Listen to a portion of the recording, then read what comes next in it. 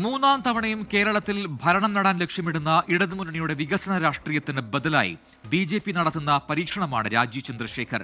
തദ്ദേശ തെരഞ്ഞെടുപ്പിൽ മികച്ച വിജയവും നിയമസഭാ തെരഞ്ഞെടുപ്പിൽ 30ഓളം സീറ്റുകൾ നേടുകയുമാണ് രാജീവ് ചന്ദ്രശേഖറിന് മുന്നിലുള്ള രാഷ്ട്രീയ വെല്ലുവിളി.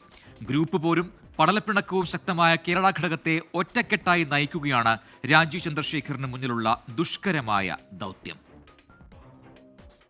പുറമേക്ക് പുരോഗമനമെങ്കിലും മതസാമുദായിക ചിന്തകൾ ആഴത്തിൽ വേരോടിയിരിക്കുന്ന കേരളത്തിന്റെ രാഷ്ട്രീയ അന്തരീക്ഷം BJPയുടെ കടന്നുവരവിന് പരിപാകമാണെന്നാണ് സംഘപരിവാറിന്റെ വിലയിരുത്തൽ. എന്നാൽ ആ രാഷ്ട്രീയ അന്തരീക്ഷം മുതലാക്കാൻ BJPക്ക് വിശ്വാസത്തിലുള്ള നേതൃത്വമില്ലെന്നും സംഘപരിവാർ വിലയിരുത്തിയിട്ടുണ്ട്. ഇതിനുള്ള ഉത്തരമാണ് വ്യവസായിയും ടെക്നോക്രാറ്റുമായ രാജീവ് ചന്ദ്രശേഖറിന്റെ BJP സംസ്ഥാന അധ്യക്ഷനായുള്ള നിയമനം.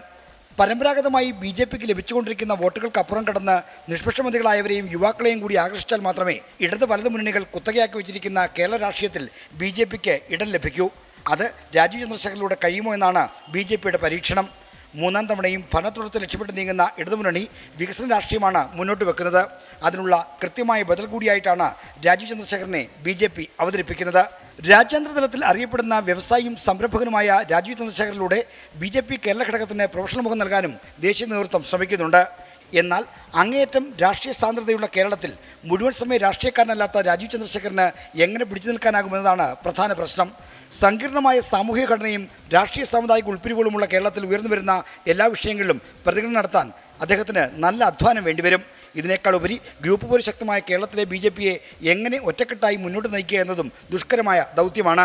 വിദ്യാർത്ഥി പക്ഷത്തിലൂടെയും മറ്റും രാഷ്ട്രീയം തുടങ്ങി BJPയുടെ നേതൃനിരയിലേക്ക് വന്നവരെയെല്ലാം ഒറ്റയടിക്ക് പിന്തള്ളി രാജീവ് ചന്ദ്രശേഖർ അധ്യക്ഷ പദവിയിലേക്ക് കടന്നിരുന്നതിനെതിരെ BJPയിൽ അസ്വസ്ഥത ഉണ്ടാകുമെന്ന് ഉറപ്പാണ്. ഇതിനെ നേരിടാൻ ദേശീയ നേതൃത്വത്തിൻ്റെ അളവറ്റ പിന്തുണ മാത്രമാണ് രാജീവ് ചന്ദ്രശേഖറിൻ്റെ കയ്യിലുള്ള മരുന്ന്.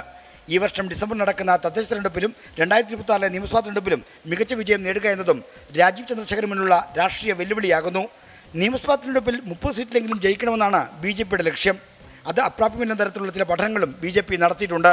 ലക്ഷ്യം ഭാഗികമായെങ്കിലും നേടാനായാൽ കേരളത്തിലെ BJP രാജീവ് ചന്ദ്രശേഖറിൻ്റെ കയ്യിലിരിക്കും. ആർ ശ്രീജിത്ത്, 24, തിരുവനന്തപുരം.